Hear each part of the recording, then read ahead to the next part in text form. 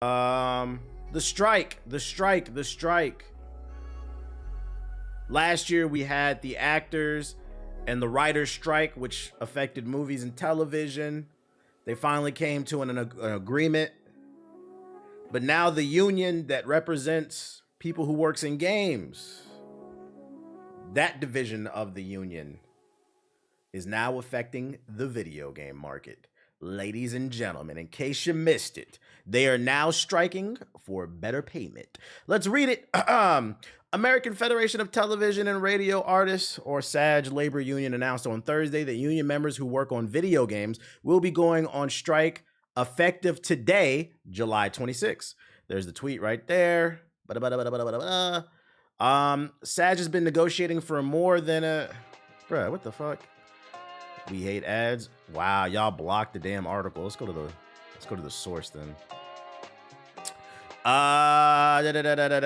The convenience bargaining group whom SAG is negotiating includes Activision. What is Activision's being greedy? What a surprise. Blind Light LLC. Who do they represent? I don't know that one. Let's Google this shit. Los Angeles-based company providing Hollywood production services to video games. What have they worked on? Your stories, your characters are... Do they do mostly like animation stuff? What have they worked on? Pay What You Owe, Starfield, Guild Wars 2, Deathloop, Destiny, Fallout, Epic 7, Elder Scrolls, Avengers, heavy hitters. Okay. Disney, EA's being greedy. What a surprise. Formosa Interactive. I don't know them either. Let's learn. You might be wondering, why am I Googling these? Because I think it's important to learn these names, learn these companies, so we know who's fucking over who. They work on 3D art, console. They work on more of the art side. Oh, they also do voiceover work, sound design, music. They've worked on Helldivers, God of War, Destiny, Madden, Call of Duty, Horizon, Dead Space, Suicide Squad. Heavy hitters. What the hell? There we go. Insomniac. What? Llama Productions, Take-Two, VoiceWorks, and WB Games. Of course, WB is being greedy.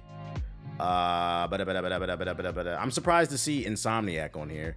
Any games looking to employ SAG talent to perform covered work must sign on to the new tiered budget independent interactive media agreement, the interim interactive media agreement, or the interim interactive localization agreement. These agreements offer critical AI protections for members.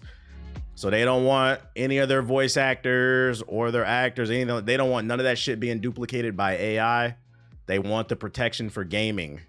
Negotiations began October 22nd, 2002, my bad, on September 24th.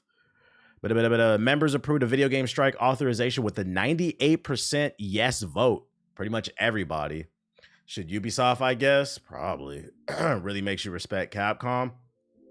I mean, most of these are Western companies, now that I think about it. Yeah, there's not... Well, I mean, it makes sense because this is dealing with Western shit anyway. So like, there's no point even bringing up Capcom. Like, that's its own thing. They would be represented by Japanese unions, the people who work over there. This is a Western issue. So I don't know the situation with how it works over in Japan. Although agreements have been reached on many issues important to SAG members, the employers refuse to cooperate in clear and enforceable language that they will protect all performers covered by this contract in their AI language. Translation: they've been trying to hit them with a handshake. Like, nah, we want it in writing. Working conditions are not great in Japan, LOL. Yeah, I don't know about gaming working conditions, but if I had to take an educated guess, they're probably not great in gaming because they're not great in... I know anime ain't great. I know the animators in anime get worked like a motherfucker, so I would imagine the animators in gaming get too. So like, I wouldn't be putting Capcom on a pedestal too. We don't know. We need more data. We got to do our research. Yo, shout out to Chicago Rose with the sub. The video game industry generates billions of dollars in profit annually. The driving force behind the success is the creative people who design and create those games. Yep. That include the SAG members who bring memorable and beloved gaming characters to life, and they deserve and demand the same fundamental protections as performers in film, television, streaming, music, fair compensation, and the right of informed consent of the AI use. Translation: Gaming has surpassed movies and music as the most popular form of media consumed in the world.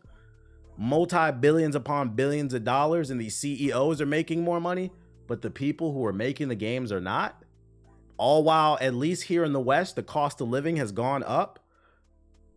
Why are these developers, why are these artists, why are these music composers, these voice actors not getting paid more? I remember when the actor strike and the writer strike happened last year. Me and Siggy were playing Apex and somebody in the chat said, what do you think the solution is? Nigga, pay them. If everybody's making more money, there's no reason why. Last I checked, the EA CEO is making like 30 to 50 million or something. There's no reason for that. That should go to the people who made you rich. Versus, at least, one thing I do know about Japan, their CEOs, they don't make as much money. I think the CEO of Nintendo makes 2 million, I read. Like, we get it. You're the head of the company. You're the one that's making the moves that really push the company to the next level, but you didn't do all the work. What do you mean you can't live with a $2 to $5 million salary? Why do you need $50 million? I need another boat. No, you don't, nigga. No, you don't. And you know, the crazy part is, this is the thing that always kind of blew my mind, at least in the West, about like capitalism. A happy employee is an efficient employee. And an efficient employee is a creative employee, which means everybody wins. If the person who's working that you employed is comfortable, they don't have to worry about how they're going to feed their family. They're able to take a trip every once in a while, go out to eat, see a movie, buy some clothes. When their mind is not, or just the necessities, food, electricity, water. When you're able to afford the necessities without worrying, it frees up your mind to be more creative. And if they're more creative, we're going to get better products, which means in turn, us, the consumer, will spend more money, so long as you market it correctly. Because we know Microsoft loves to buy studios and then not market the games, and then blame everybody but themselves. We don't know why nobody's buying our games, because nobody knew Flintlock came out until I streamed it. Yo, shout out to Sith with the subs. Appreciate it. Did you get a chance to see Deadpool and Wolverine yet? No, I'm seeing it Sunday. No spoilers, please. No spoilers. Frankly, it's stunning that these video game studios haven't learned anything from the lessons of the last year, that our members can and will stand up and demand fair and equitable treatment with the respect of AI, and the public support us in that, said their spokesperson. If everybody ups and quits, you CEOs ain't gonna make no money. Stand together. I watched the video by Henry Ford, and Ford Motors used to pay all their employees for the time they weren't working rather than the time they did. So all the workers always did the work quick and efficiently so they could go back to earning money and didn't pay people what they owe. Pay people. You know, the crazy part is too, and this speaks to how greedy they are. I don't even think that you need to pay them like excessively. Last I read, like the average game developer, like starting salary is like 70, 80,000. If you pay every hard working game developer like 200,000, 250, I bet you everybody would work a whole lot better. I bet you, like, it doesn't even need to be some drag, and we know you can afford it because you made 50 million by yourself. Let's see, 18 months of negotiations have showed us that our employees are not interested in fair, reasonable AI protections, but rather flagrant exploitation.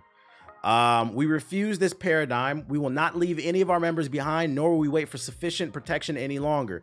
We look forward to collaborating with teams on our interim and independent contracts, which provide AI transparency, consent, and compensation to all performers, and continue to negotiate in good faith with this bargaining group when they're already joined us in the world that we deserve.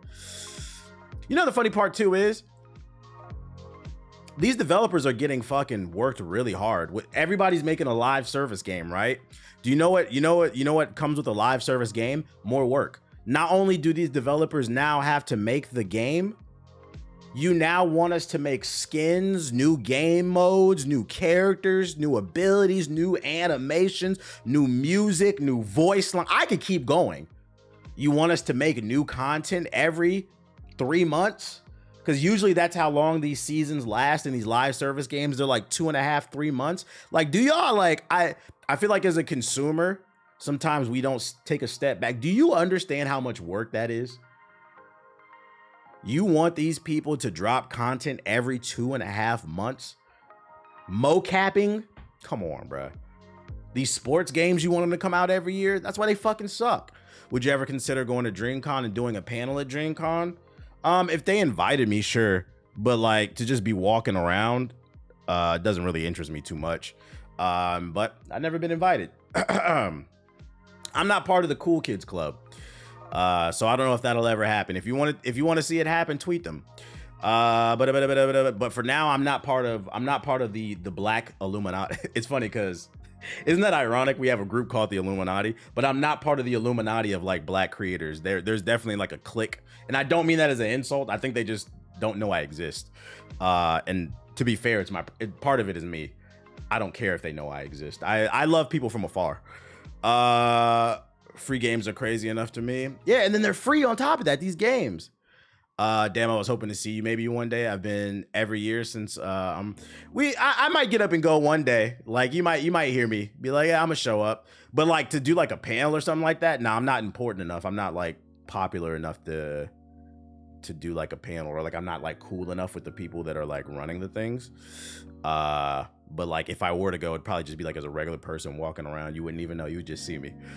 But do you think y'all talk about Deadpool 3 on the pod if all GI sees it? It's possible. It's possible. What's the name?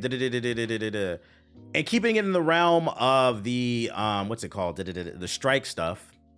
One game that will not be affected by the video game strike is Grand Theft Auto 6. It is still slated to release next year. Actors Union, though, they are not happy that GTA 6 is strike exempt, but confirms in the contract. It's insane, but it's there. Translation, I don't think they read the contract, that they weren't protected. But video game actors are on strike. Approximately 160,000 members in the union say the major video game makers have refused to include sufficient protections against generative AI in their contracts. The game makers disagree, and for now, the parties are in peril. The strike means that union actors will not work on new games and productions at the number of major studios until they can agree on a new contract. Blah, blah, blah, blah, blah. Take-Two Interactive, parent company of Rockstar, is one of the game makers being struck by Grand Theft Auto 6 by far. Let me read that again. Take-Two Interactive, parent company of Rockstar, is one of the game makers being struck, but Grand Theft Auto 6, by far the most anticipated upcoming game and one we expect to contain gigs worth of dialogue, may not be slowed down as a result. Talk about a run-on sentence. I had to read that back because it kept fucking going. I had to read it correctly. We definitely need paid employees. Creativity in the gaming industry and the moving industry has been hella lacking. Pay them. I'm always gonna be pay them. I want to see people eat. We need Joe Biden to bring back the black jobs. If he wakes up. Grand Theft Auto 6 and many other games are exempt from the strike because it doesn't affect games that started production over a year ago. And we know Grand Theft Auto 6 has been in production for like 50 years. According to statements from the union and the game makers, which were acquired by Kotaku, and an FAQ, the union explains that some companies have games that cannot be struck due to certain contract terms, and so it is easier to think about the strike in terms of struck games as opposed to struck companies. Meaning this is really going to only affect newer games. In a report on Aftermath, the union chief contract officer Ray Rodriguez says that the union is obviously not happy about Grand Theft Auto being exempt, but affirmed that the rule about already in developed games exists, says it was bargained into a legacy agreement created before the SAG and the unions merged. Translation, eventually we're going to try to get that part of the contract reprimanded as well. We're going to try to fix that up later. It's the language that merged the union basically inherited that I think is insane, said Rodriguez, but it's there. The union's FAQ notes, however, that although members will not be disciplined for working these games, they may still choose to stand in solidarity with their following members by refusing to cross a picket line. So in the contract, it says that they still have to work on Grand Theft Auto 6, but they said, hey, if you choose not to, we're going to support you. My only issue with that is, where does that lead to? Would that get them blackballed down the line or something?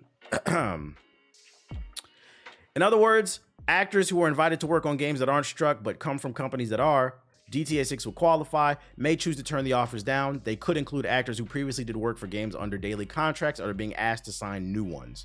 So people who aren't represented by the union, people who are on 10-day contracts. The goal of the strike is to formalize fair compensation and the right of the informed consider the AI use of act. Yeah, we know. Blah, blah, blah, blah, blah, blah. AI deed probably is going to get done by then.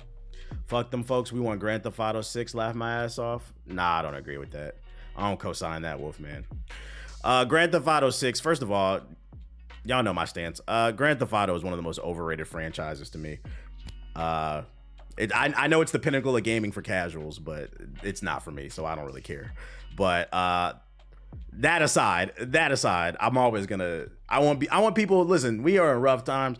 I want people to be able to feed their families, especially if you look at it from the stance of these developers. I think y'all got to understand So I actually read a tweet the other day. A lot of developers are quitting the industry because not only do they not get paid, but they don't get to see their families. They at these studios all day.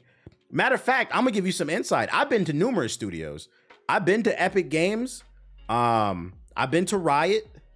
I've been to several EA studios, some in Europe, some in Canada. I've been to a bunch of different studios. I've gotten studio tours. Let me give y'all some insight. I know at EA, they had a soccer field. They had a basketball court in that bitch. Epic Games, matter of fact, every studio I've been to had a gym, had showers in there. Epic had an arcade, an old school arcade with cabinets. They live in these studios. I don't think y'all understand. They have like lounges so people can relax and like read. They live in these studios. They don't really get to see their families because game development takes so long, especially in crunch time.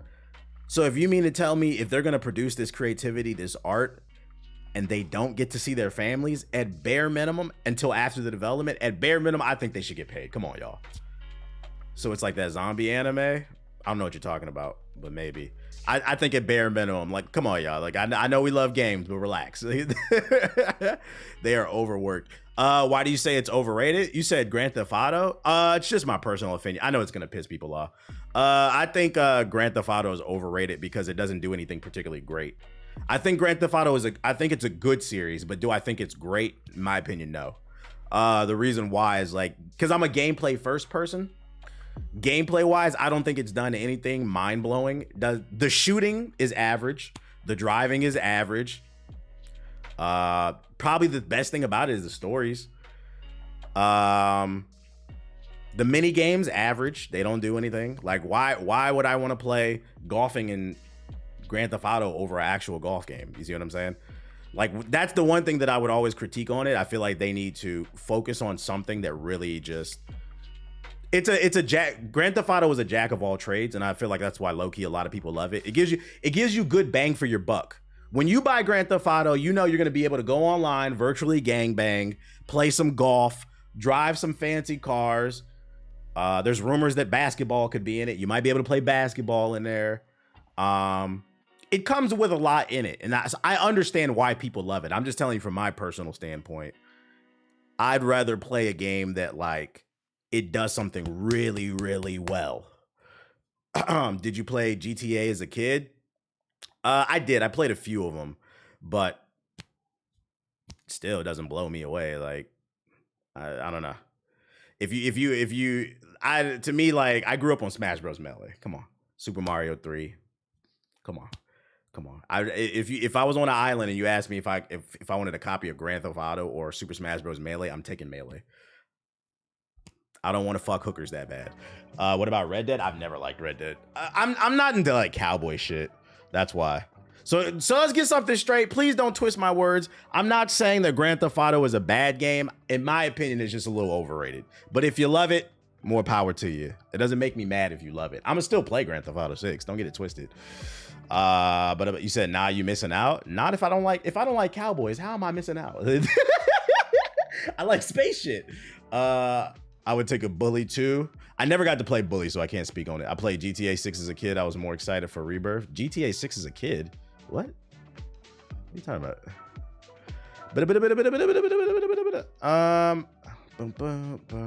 I meant GTA.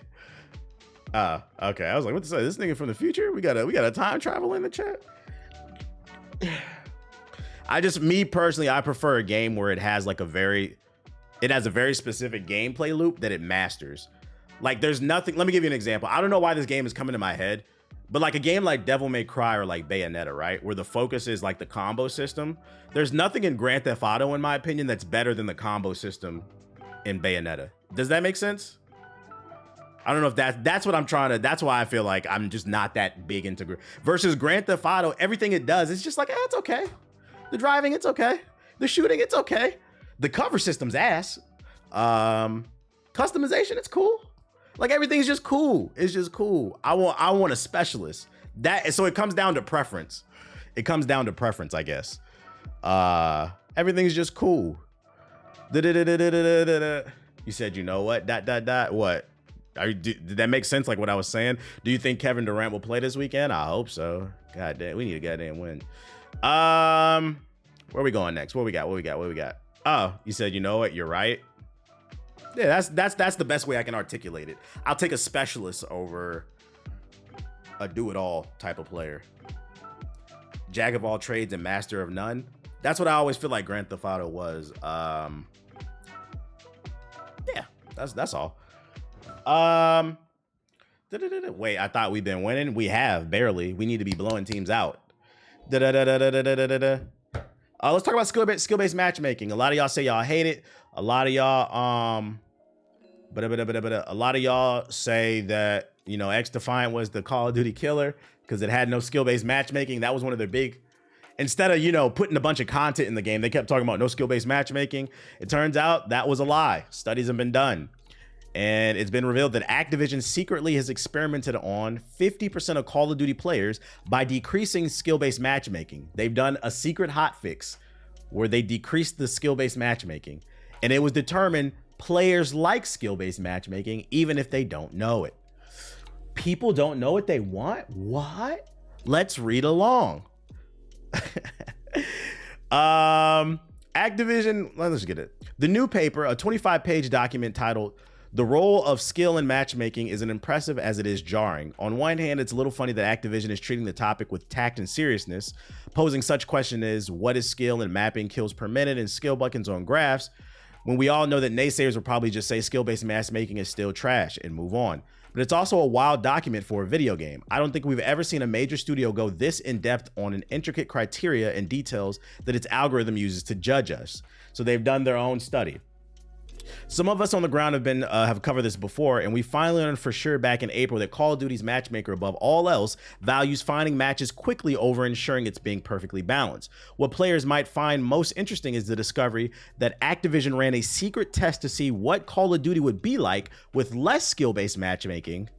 Those sneaky devils. The experiment ran in Modern Warfare 3 in early 2024, so this is up-to-date data. At the point of this stream, Black Ops 6 is not out, so this is the most accurate data that we have right now. Discreetly, Activision toned down the skill-based matchmaking for 50% of North American Modern Warfare 3 players.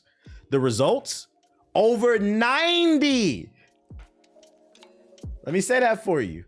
Over 90% of players with toned down skill-based matchmaking played less Call of Duty after the change, with the top 10% of skilled players not affected.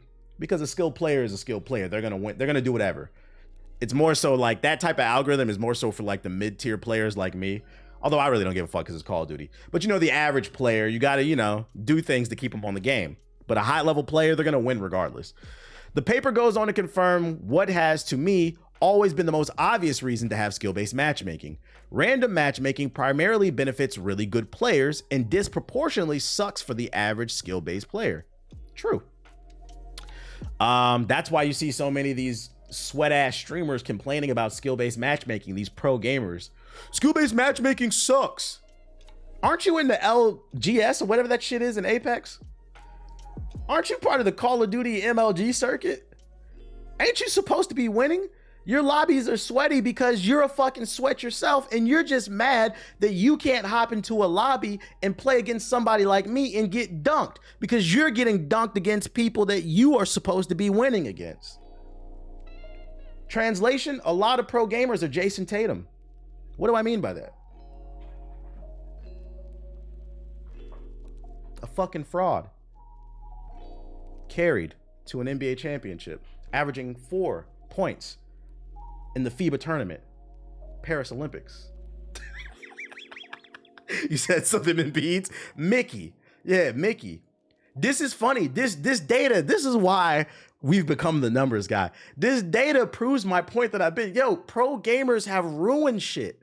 I missed the day. It hurts their ego. Yeah, it hurts their ego that they're getting shit on. They want to shit on us. Us average everyday people, we just want to play the game and have fun. I'm sorry. The guy who goes to work in a steel mill, the guy who works in the office, the woman who, I don't know, does a secretary job as a librarian, a teacher, whatever. When they get off from work and they get on the game, we don't want to play you niggas whose chair stinks. We want to play people like us. Me personally, we were playing Marvel Rivals last night. I was having fun.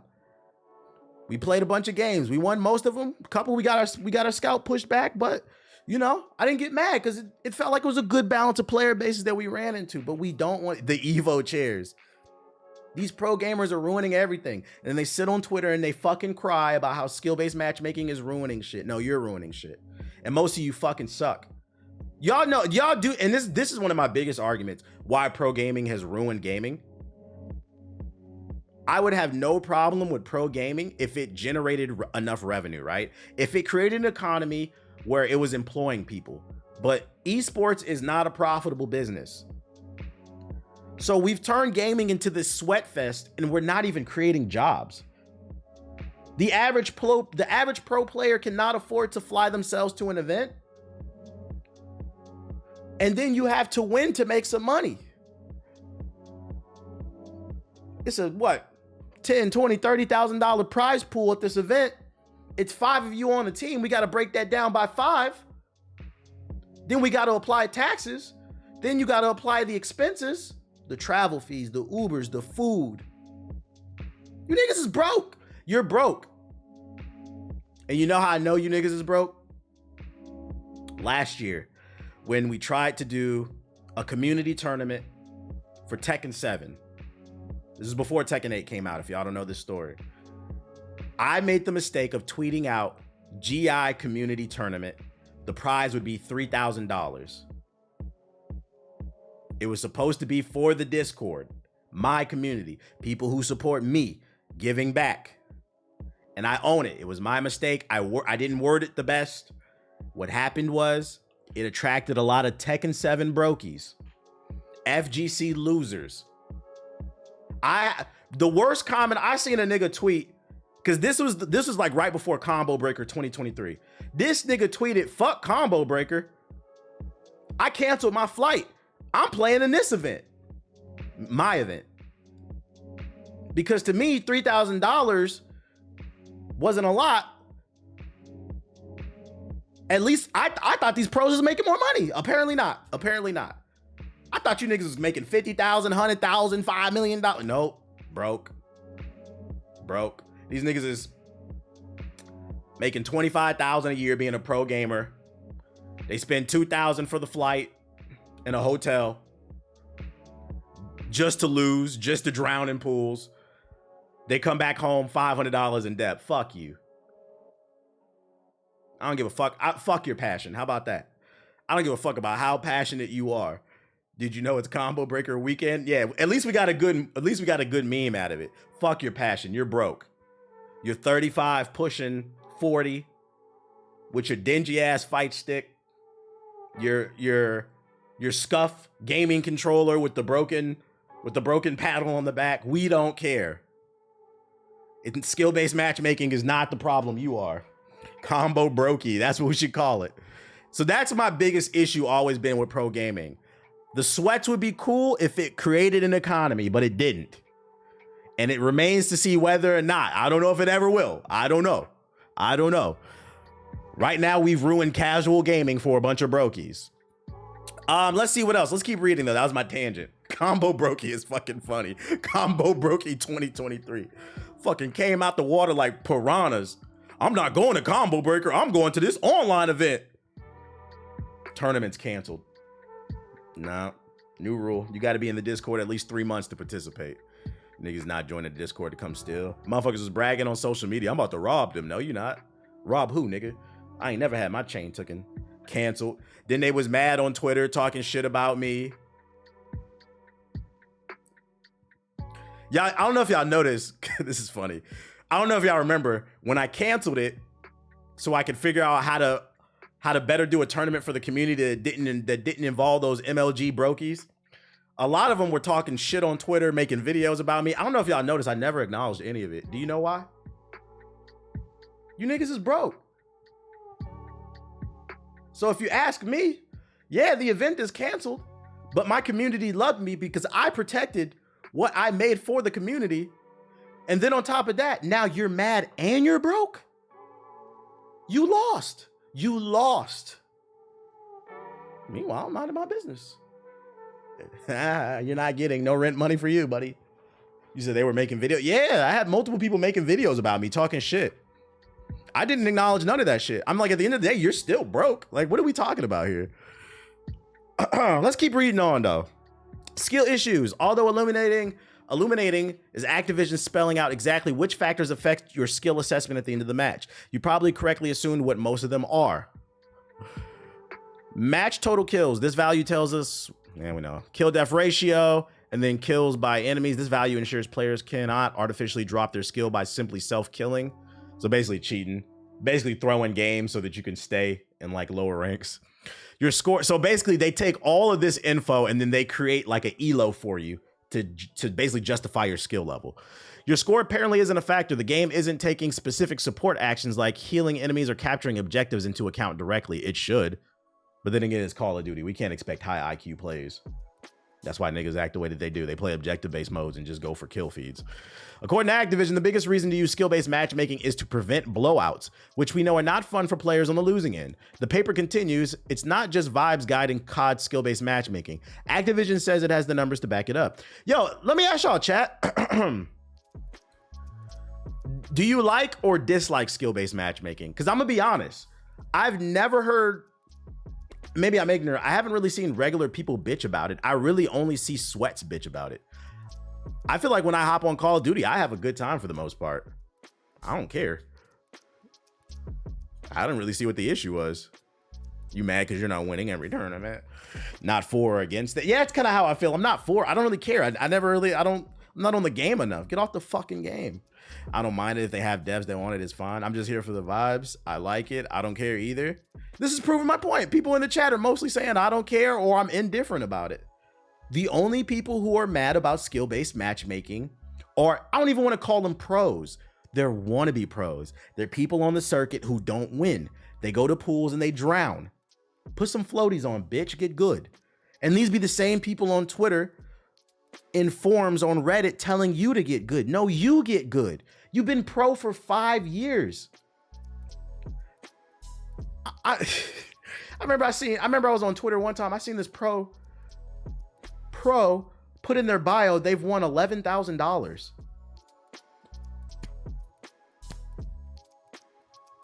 Nigga, you're living in poverty. And by the way, 11,000 in total. It was in their bio. $11,000 won total in Call of Duty prize money. Like 11,000, maybe like first place. That's impressive. But total?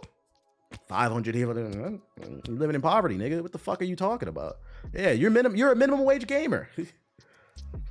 How you become pro? Anybody can become pro. Technically, you just go to an event. Like if I were to participate in Evo this year, technically I'm pro because I competed, whether I win or lose. I made 11K in 2 months. We posting salaries and bios now where they do that at. I've seen it on somebody's Twitter bio. I've seen it. It was fun. It was during the X Defiant beta. Me and my girl was playing, and there was this dude in our lobby. He was nice. I'm not gonna take it away. He was nice. He was bodying us. I was like, God damn, this little aimbot ass nigga. He had like 50 kills. He carried their team, and he had Twitch TV in his name. So then I Googled it and I found his Twitter, and it was in his bio. Won $11,000 total in cash prizes, Call of Duty. Like, man, you niggas is ruining the fun for everybody to live below the poverty line. This is crazy. I just don't understand it, bro. I don't understand it.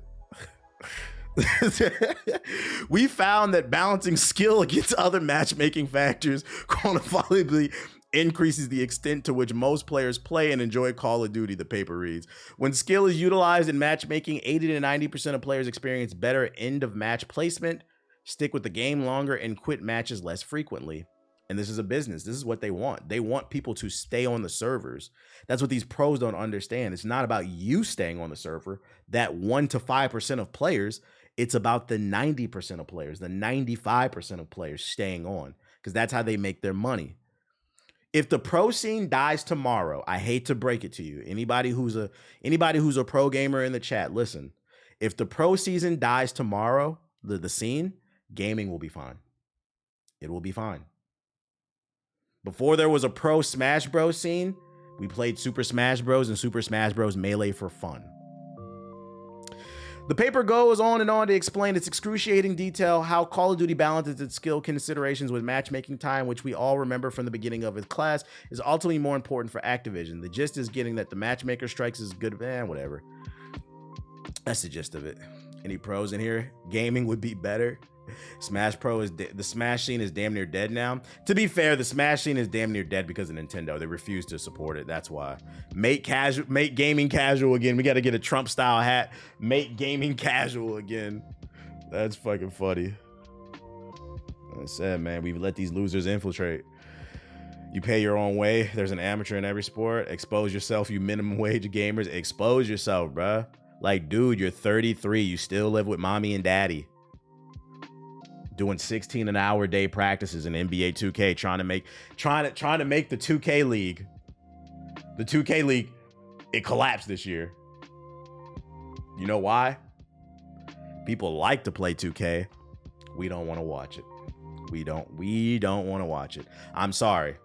We don't want to watch 20 teams play 5 out in a tournament for an hour apiece per game, and both teams are doing it. Niggas just standing it all across the arc while the point guard dribbles, jacks up with 3. We don't want to see it. It's fucking boring. Hey, the Warriors won though, I guess. You said there was a 2K league? Look, you didn't even know that. Yeah, there was a 2K league for like the last 3-4 years. It just collapsed this year. Or they're restructuring. We don't really know what they're doing. I don't know. We'll see. All that shit's for $500, so you can get some extra Pop-Tarts and pizza rolls. Fuck your pizza rolls. Most big pros make more from YouTube and streaming than winning an event. Yeah, you might as well just be a content creator. Be a content creator. That's why I salute people like Max. Max is like a pro-level fighting game player. This nigga said, I'm not gonna stress myself out trying to win every tournament. I'm good enough where I can advise people on how to get better at the fighting games, as well as inform people on what to expect, as well as mechanics and the culture. He also has a kid, but he was doing that before he had a kid, though. He was doing that before he had a kid. He was ahead of everybody else. Like, goddamn, how many tournaments you gotta win? Marvel Rivals. Speaking of sweat games, let's talk about it. New character announced today. Comic-Con, well, yesterday. I missed this one, but Comic-Con is going on. They announced Thor is coming to the beta, I think, next week. And then Jeff the Land Shark. And I'm not going to lie, I was confused when I saw this trailer today because I have no clue who the fuck Jeff the Land Shark is. So I did my Googles, and apparently this is a fairly new character. I was like, that's why I didn't know who the fuck this is. Any Jeff the Land Shark fans? His first comic book appearance was in the West Coast Avengers in 2019. He's on Marvel Snap. I had never heard of this dude. He's coming to Marvel Rivals. Apparently he's popular enough. What does anybody know? Like, what is his powers?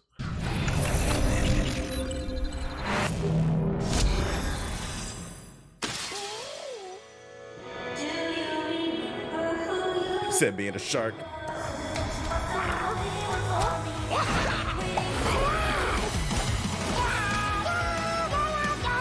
He looks like a troll character, my kind of vibe. Imagine getting your ass beat by this.